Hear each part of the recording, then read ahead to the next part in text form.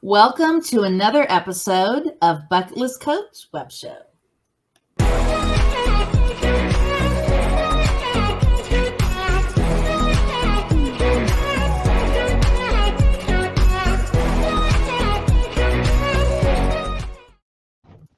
Well, hello. This is Cindy Lee, your host over at Bucket List Coach Web Show Live, celebrating National Aviation History Month. And if you'd like to comment today here on Facebook, go to streamyard.com/Facebook. So both of the platforms marry and we see your name. So really quickly about the show. I am a travel agent and podcaster, and I started the show as a way to share what I'm doing and making the most of the dash. And of course, having guests who are doing the same. And this show is inspired by TV chef Anthony Bourdain. I was a chef for 27 years and then went into travel, kind of followed his footsteps. So really quickly today, if you share this broadcast, you comment and subscribe at Bucket List Coach Web Show, and you share this very broadcast either on Facebook or LinkedIn, I'll gift you a 5-night hotel stay. Just check out 3nightgiveaway.com. So I'm also an ambassador of National Day Calendar. Today is National Baklava Day, Homemade Bread Day, and Take a Hike Day.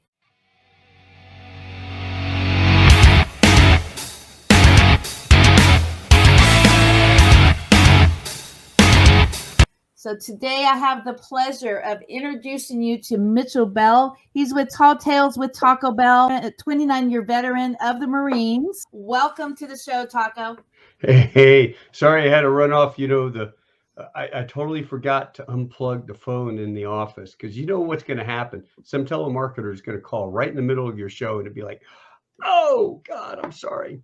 Yeah. Hey, great seeing you. Look who we have on.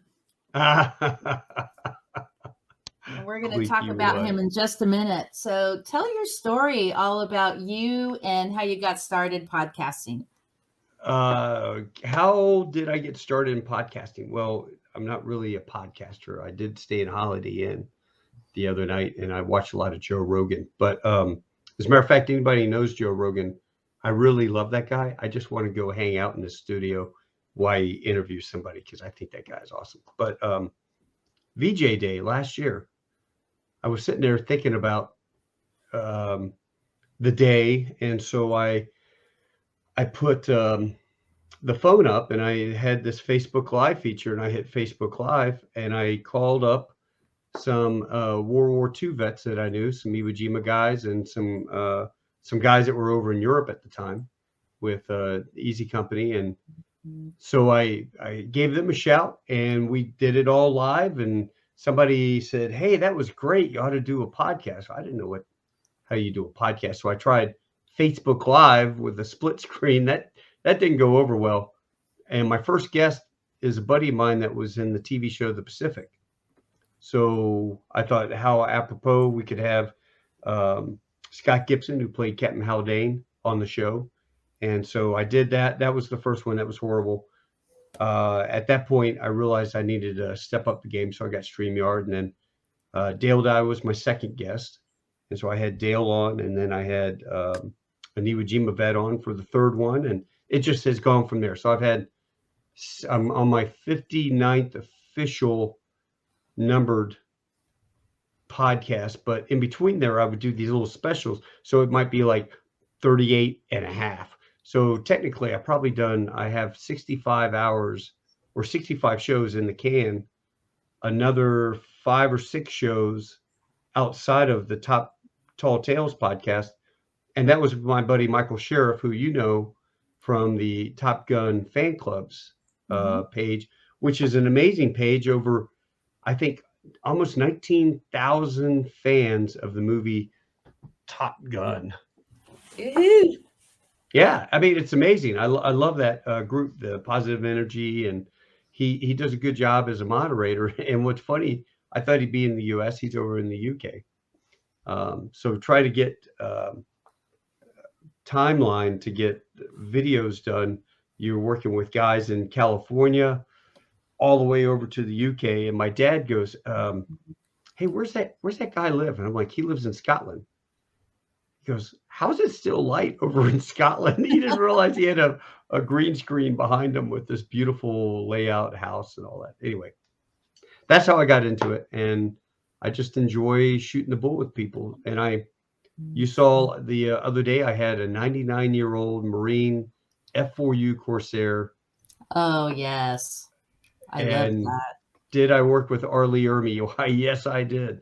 And that dude is a lot bigger than you imagine. So the actor that played Private,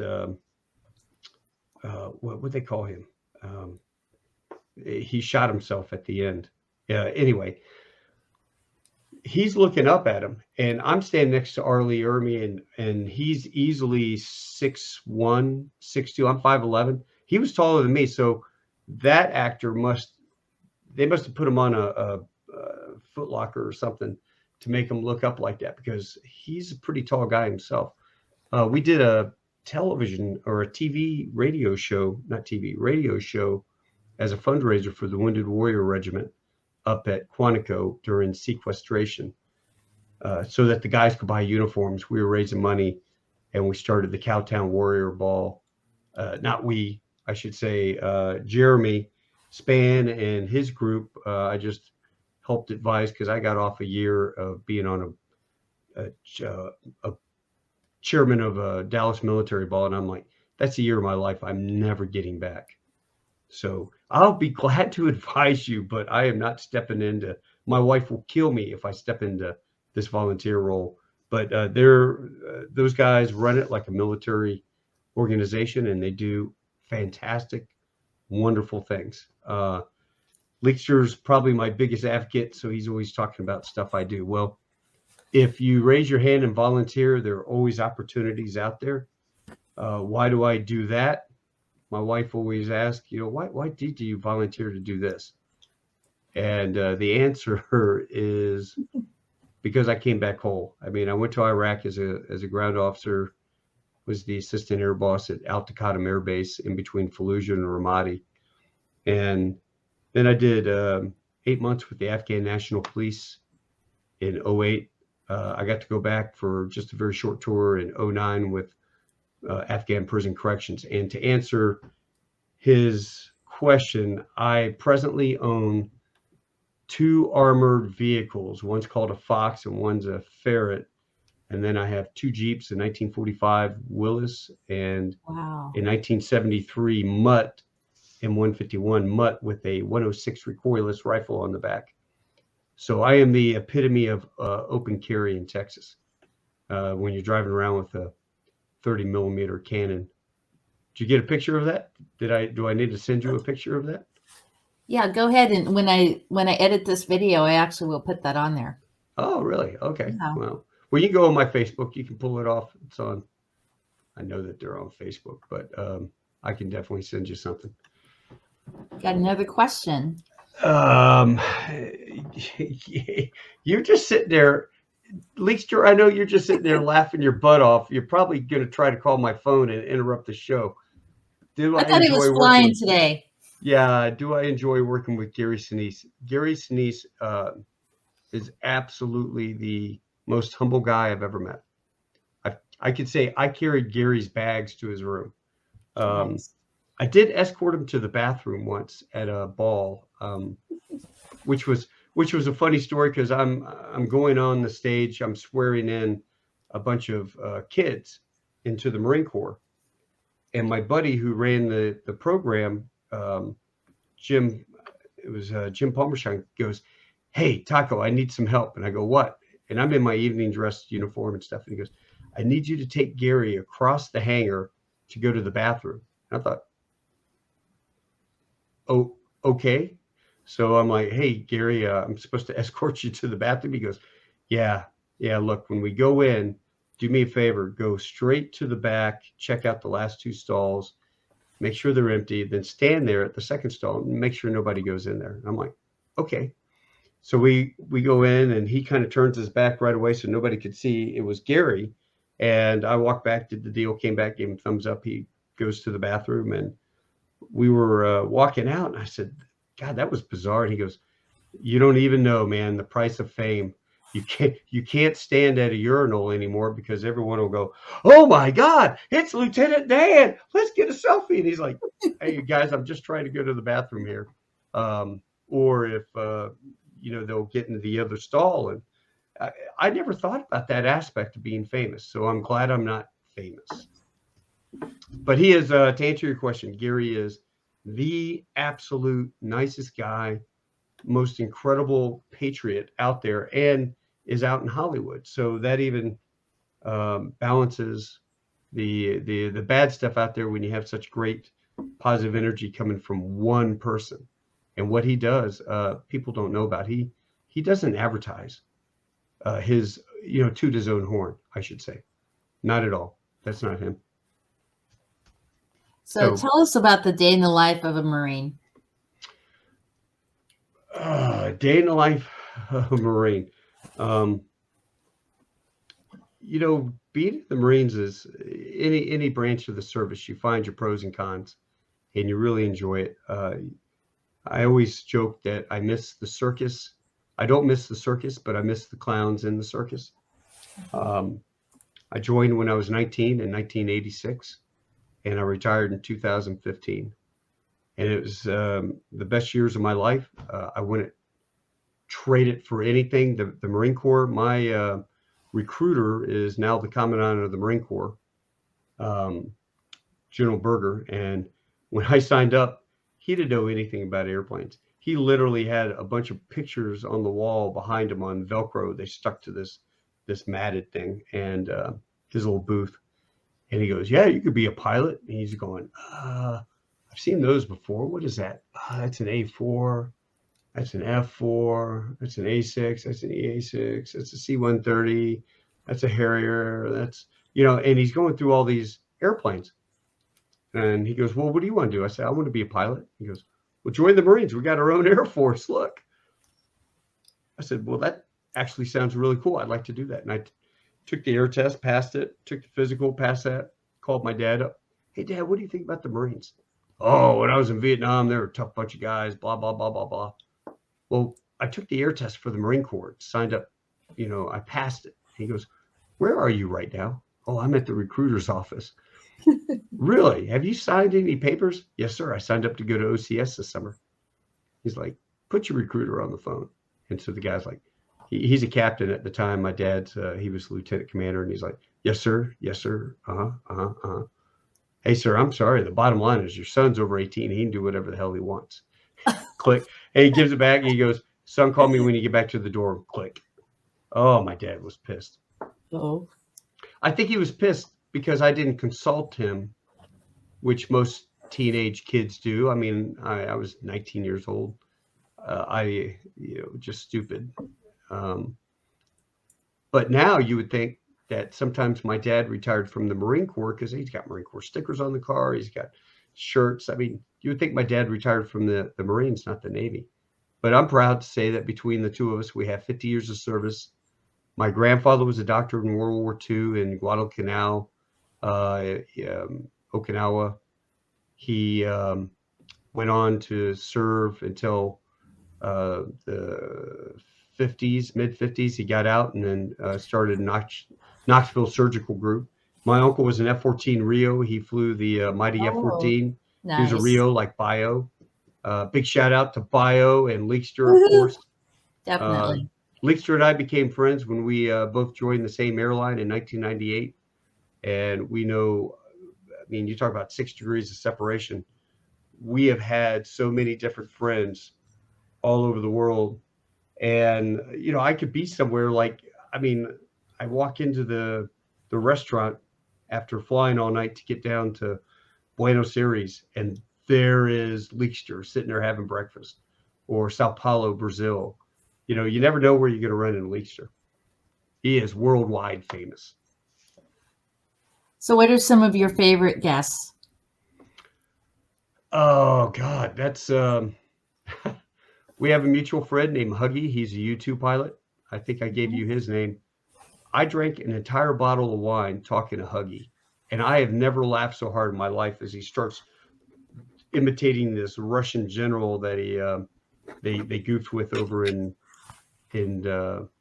England during an air show. That's a really funny segment. So John Huggins, Huggy, Leekster, of course, he told that dang. Did he tell you a story about the visor coming down? He thought he had an electrical problem. Did he tell you that story? I don't recall that one. Do tell. No, you have to ask him about it. The catapult shot. It was a catapult shot. I'm pretty damn sure that was Leekster. Bio has some great stories, and Bio's books. When you interview him, you have those books. Make sure you read them because they literally, the Tomcat Rio book, that one that you're holding right there, the hardback, that one puts you in the cockpit. I've never, as an aviator, I fly airplanes and whatnot, but I've never been a Rio. Yeah, that book puts you in the back of the airplane and makes you feel. He describes so well. He does a really nice job on that. I'm so envious of guys that have the ability to translate everyday things to the point where a non-Rio understands it. Or, I've spent one night on a ship in my entire career, and that was as a second lieutenant. I've been on a ship once in the back of an A4 in an airplane, and that was a hell of an experience to land on the USS Lexington. But to be able to describe what life is like as a shipboard guy, Leekster talks it.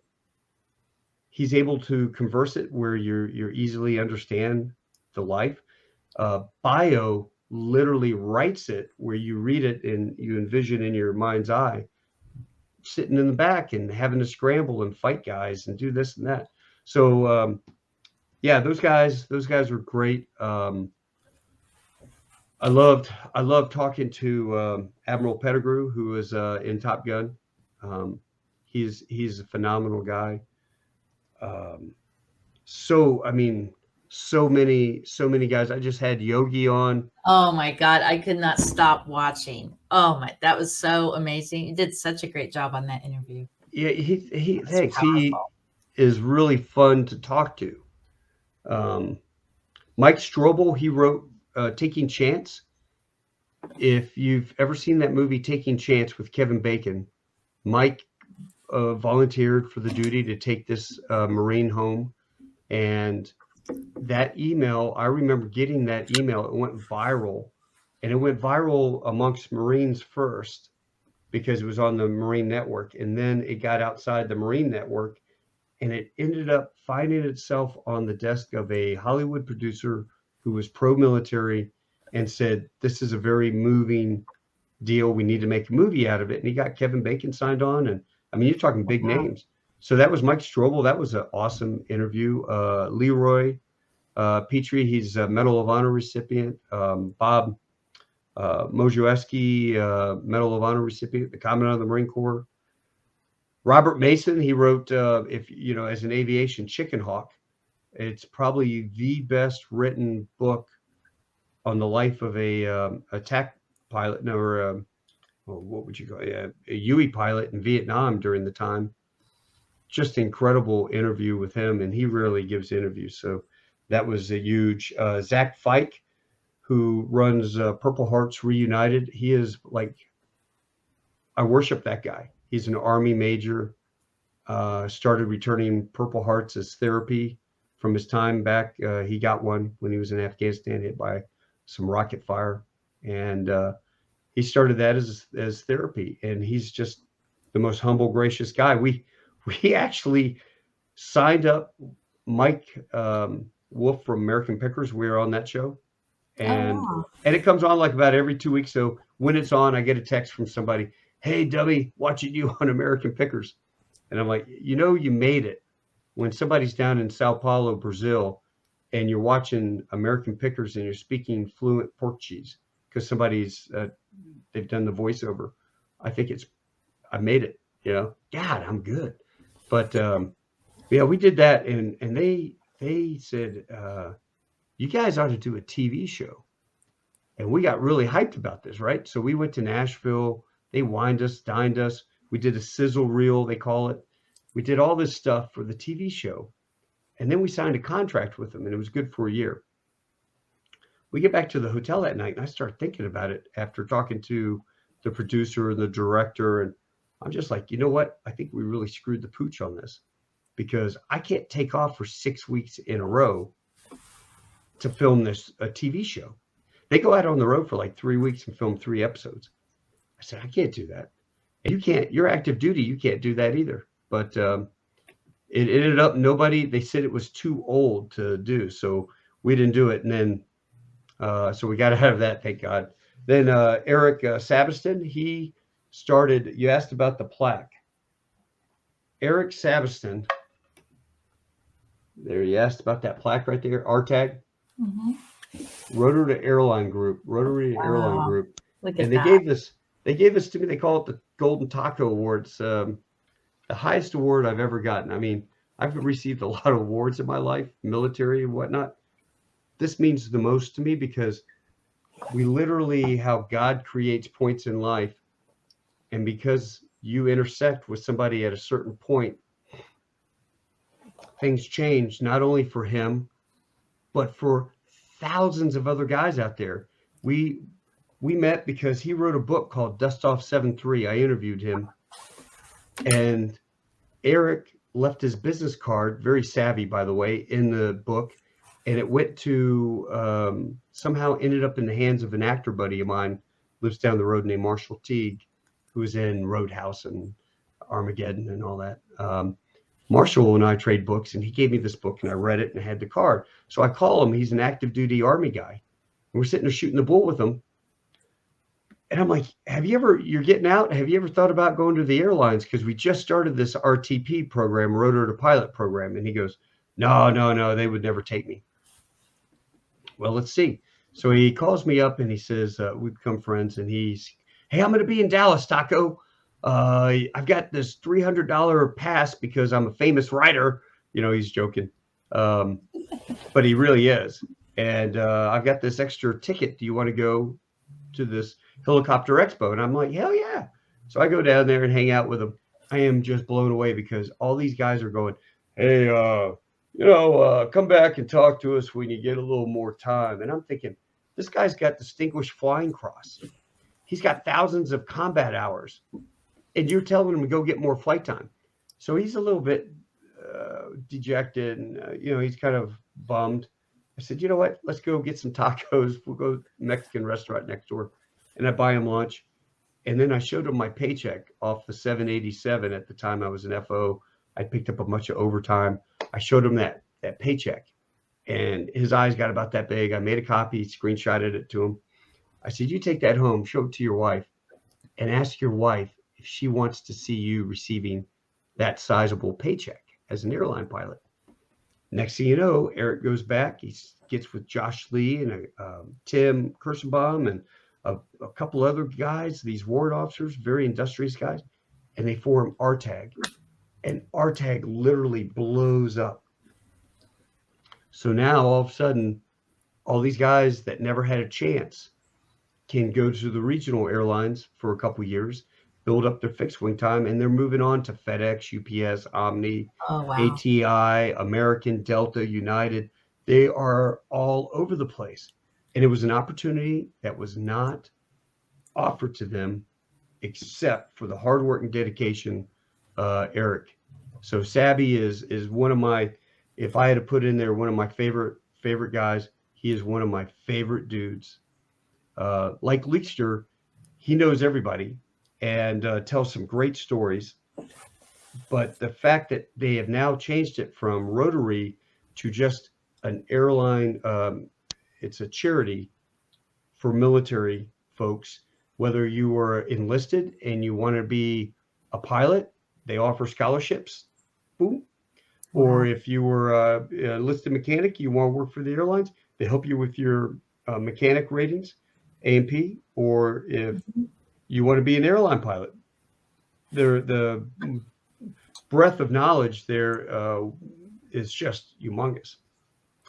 So anyway, you were asking about that plaque, and that's what that is. And God, I could go on. I mean, the people that I've met, Pete Koch, who was in, I've met some incredible actors. Freddie Joe Farnsworth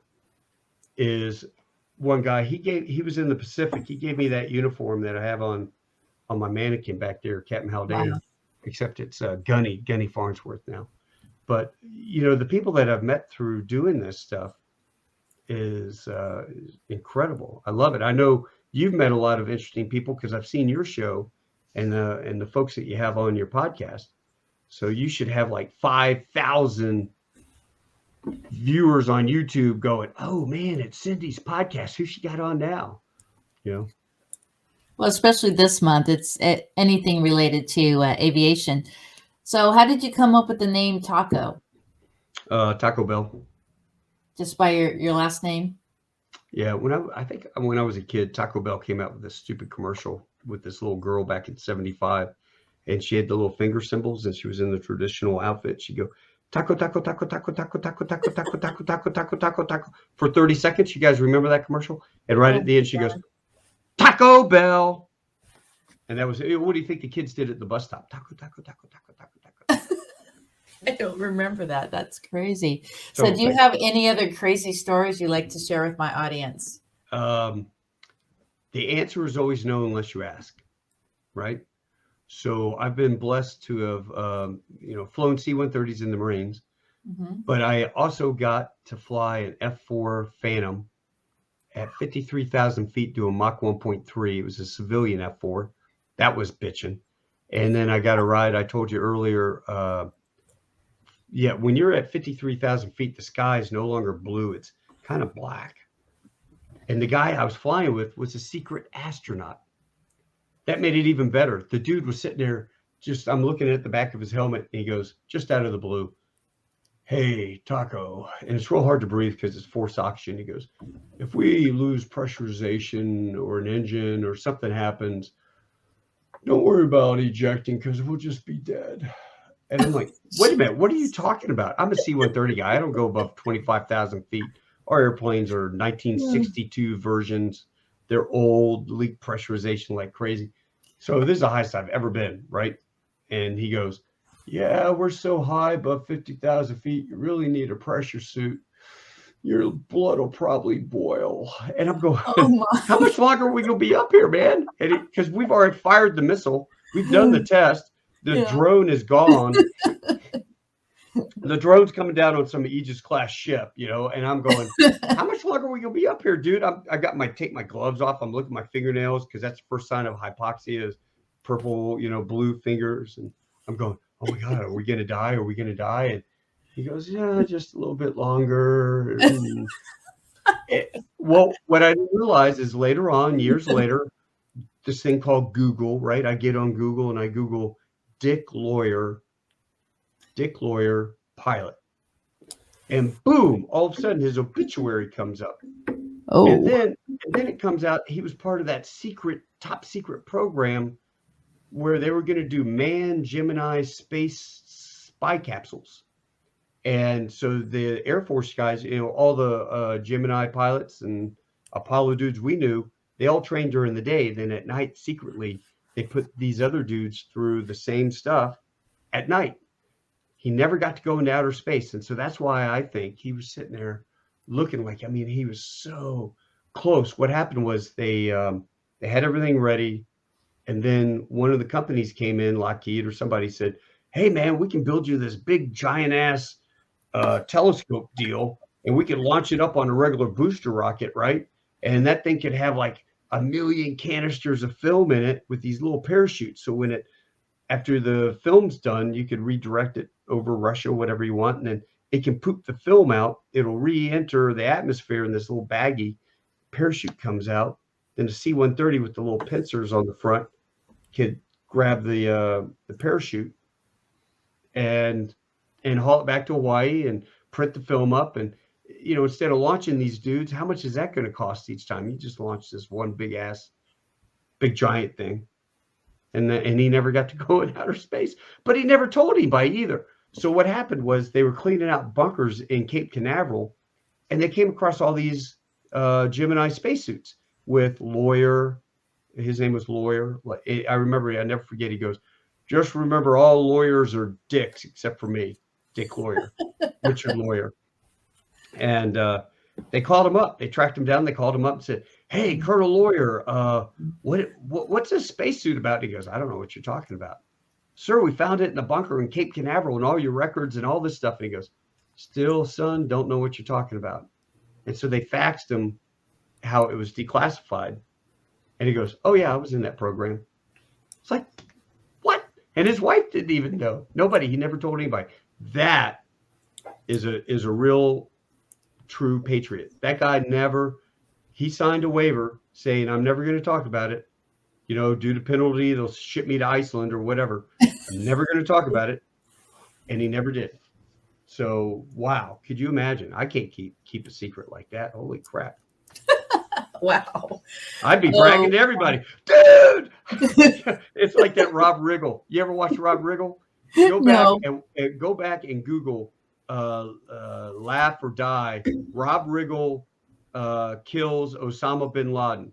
And so Rob Riggle's in this Navy SEAL uniform and he's standing before the admiral, and the guy goes, "You did a great job, but you can't tell anybody." He pins a medal on him, and says, "But you can't tell anybody you shot Osama bin Laden." And he's like, "Yes, sir, I'll never tell a soul." And so then it's like, fast forward, he's in this bar and he's doing the train. They're all doing shots. And it's like, "Who shot bin Laden?" "I shot bin Laden." And he's on this Congo train. And all of a sudden at the O Club, and all of a sudden the door opens up and it's the admiral. And he looks at him and he goes, "What are you doing?" And the girl goes, "Shut up, sucker. Don't you know who this is? He killed bin Laden." And you see the look on Rob's face like, that's the guy I want on my program. A Marine hooked me up with his email, and I've been emailing, and he's probably like, "Who the hell is this guy?" I'm a working actor now. But yeah, he's a nice guy. I'd like to have him on. Wow. Well, one of my biggest bucket lists that I'm going to add for next year is Oshkosh. Have you actually been to that air show? And tell me all about it. I took my dad to it. That's another, like, you're going to go with Paul Ward. Big shout out to Paul and Don Williams on the Midway. You walking at Oshkosh, you better have bottles of water or a hydro pack on your back, Camelback, and good walking shoes, because you will walk for miles and you will see the most gorgeous airplanes in the world up there. I regret never flying. I had a 1929 Fleet 2 biplane with a Kenner K5 engine now in it, and I used to just go fly it every day. I'm like the mailman. I get done flying off a trip for my airline, come back, jump in the car, drive out to the airport, pull my biplane out, then go for a 30-minute flight, because it was a time machine. You see so many time machines up there at Oshkosh, and I really, truly regret never taking it up there. But the problem is, I had a buddy with a Stearman. He flew up there, won the award for best restoration, flies the Stearman back, and the engine gives out one of the cylinders, and he crashes in some field and just destroys the airplane. And I always thought my biggest fear is getting it halfway up to Oshkosh and having to dive into some podunk airport or some farmer's field, and then the struggle of having to take the wings off and the fuselage and bringing it back and work on it. And I'm like, I didn't want that trouble. But Oshkosh is a lot of fun. You'll see more airplanes there than every single type of airplane. My God. You want recreated World War I. You want real World War I. You want World War II. You'll see all the P-51s and P-40s and P-38s and every airplane you could ever imagine. And then the air shows. And it is so worth it. I took my dad in 2002 or 2003, I believe. I took my dad, and we had a great time. But we stayed in Milwaukee, and we drove every day, because by the time we had decided we were going to do this, it was too late to get a hotel room close. So we were outside of Milwaukee driving every day, and that was an hour and a half. But it was worth it. Highly recommend it. Oh, wow. Yeah, Dick's on my show next week. Dick. That runs Oshkosh. Oh, no kidding. Oh, wow. Mm-hmm. Yeah, I'm sure he'll give you a nice VIP deal. My American guys are always asking me to go up there with the hospitality tent that American Airlines puts. And I think this year will be the year. I'm going to work on getting either flying the 737 up there or just going up there and being a part of it. So if you're up there, let me know and we'll say hi. Stop by the hospitality suite. I'm definitely going to be there, and it's my 57th birthday as well. So, all right, man. Well, yeah, happy birthday. I think Leekster's going too. You know, Leekster, you need to get up with Leekster about going to Reno. The Reno air races. Yeah, I'm doing that next year too. Yeah. On a serious note, Leekster is truly, you know, they talk about running towards the sound of gunfire. Leekster was there for that really horrific crash. And yes, I remember. He was on the flight line right there. So when that plane crashed, he ran out there and ministered. I mean, he was right there. It was all around him, the carnage and destruction. And he was triaging people and immediate first aid. And, you know, God love him. He ran when others fled in horror. So, yeah, what a servant leader to do that. That's so amazing. It truly is. What are the bucket list items? Go to New Zealand. Go to Auckland, New Zealand. Okay. All right. There's a aero club at the Auckland airport, not the major airline airport, but the little small airport outside of Auckland. And they have Harvards. And it's like, yeah, good on you, mate. Yeah, would you like to go fly in the Harvard? And I'm like, yeah, that'd be nice. Yeah, mate. Yeah, no worries. No worries. Yeah, let's jump in. Yeah, strap in. Yeah, you all ready? Yeah, good on you. I took my wife and we went skydiving. My friend owns an air charter service in Taupo down in the middle of North Island. So I'm flying his 210 around with his daughter and my wife and buzzing the mountains and stuff. And I go flying with him and he's like, yeah, we got to go pick up these hunters. Yeah, it's up on the side of the mountain. You want to go with me? And I'm like, yeah, sure. So we're flying along. And do you ever watch Air America where it's like, yeah, we're landing right? Where? There's the airport. Where? There's the runway right there. Well, he's like, yeah, mate. He's in this 185. And he's like, yeah, mate, there's the runway right there. I'm like, right. Where the hell are you talking about? He's like, right there. And he lands on the side of the mountain going up. And up at the top of this deal, there's a little level plateau, and the airplane go whoop, boom, and then he does a 180, and all of a sudden, out of the brush, these hunters pop up, and they come over and throw their stuff in the back, and they hit a little blivet deal, and they put some stuff under there, and off we go off the side of the mountain in this 185, and I'm like, now that is like bush flying. That is cool flying. But yeah, we would skydiving, and there are rules and regulations. Have you ever been skydiving? Yes, at the beginning, the intro, that was me skydiving, Skydive San Diego. Oh, okay. Yes.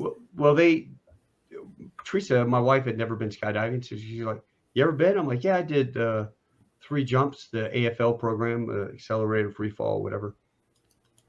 Wow. Do you think we could do it? I'm like, "Yeah, sure, why not?" So we walk up to the place, and I said, "Hey, how much is it to go skydiving?" I can't remember. It's like $40 to do a tandem jump. And I go, "Well, that's decent. Yeah, we'll do that."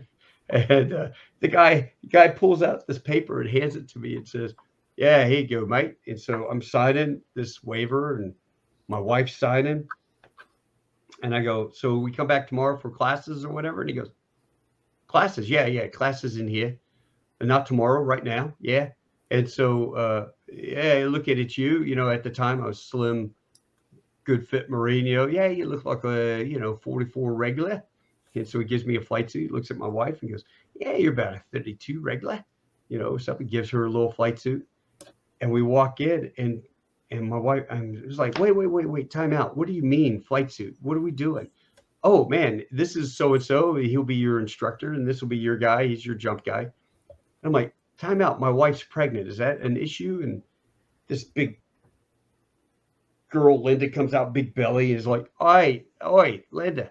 Hey, you dived? Yeah. Did you jump today?" "Yeah, I jumped today. No worries. It feels great."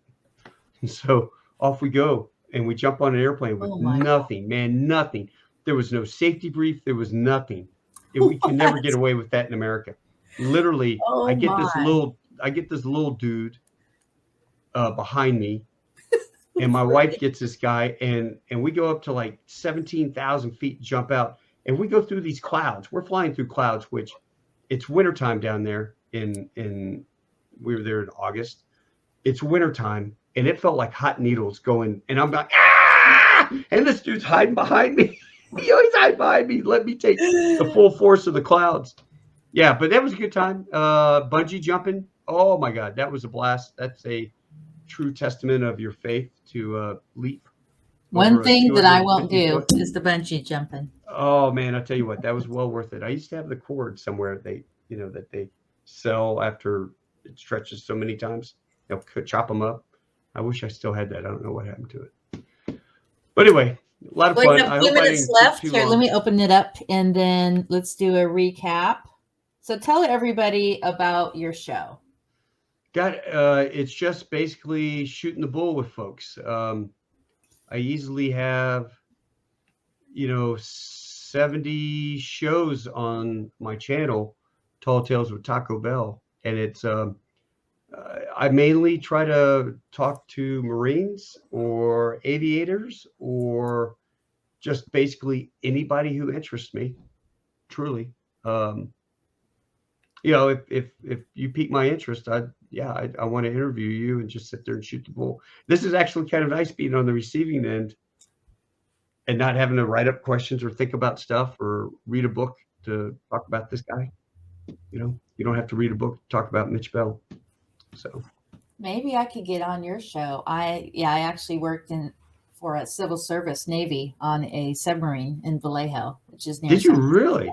Uh-huh. Yeah, we'll have to talk about that. Yeah, because that's kind of my Navy tie. And then I live near Travis Air Force Base, so that's my Air Force tie.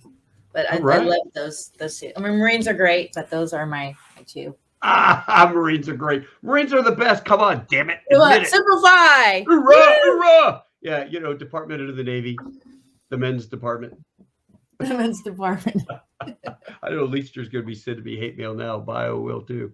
But any questions out there?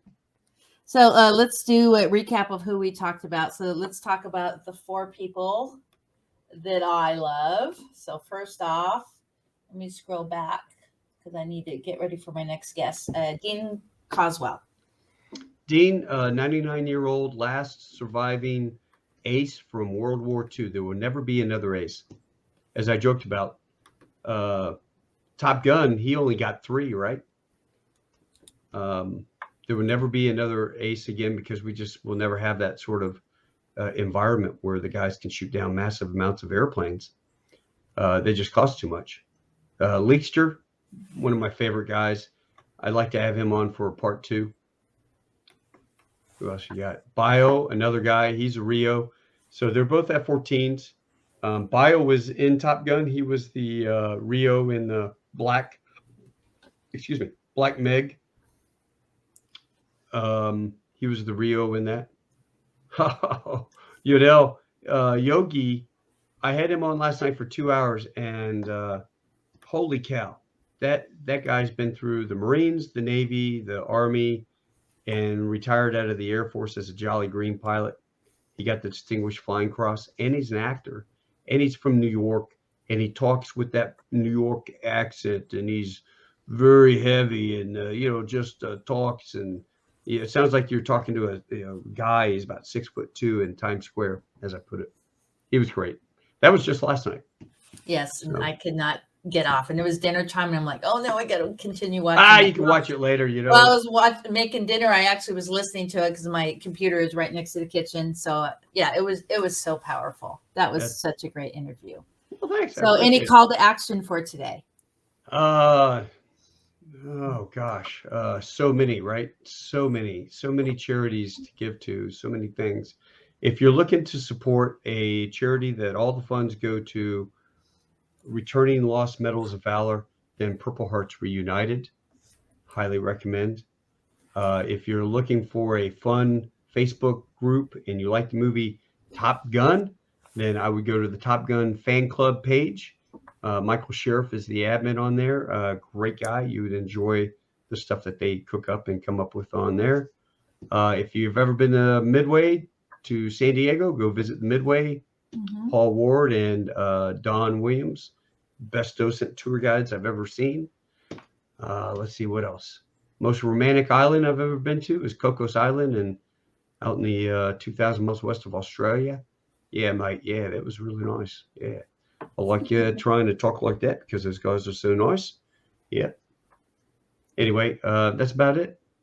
Well, awesome. I'm going to put you in the green room and just hang tight for a minute while I close out and we'll chat for a few. You bet. See you now. Thanks, everybody. Thank you. Hit subscribe and like. Come join Tall Tales with Taco. Woohoo! Wow, guys, talk about powerful. You definitely need to follow and subscribe and definitely share Tall Tales with Taco Bell. The link is here. And next on the show, I have my friend Leroy Carlton. He was an MP on an aircraft carrier. So we'll see you at 3 o'clock.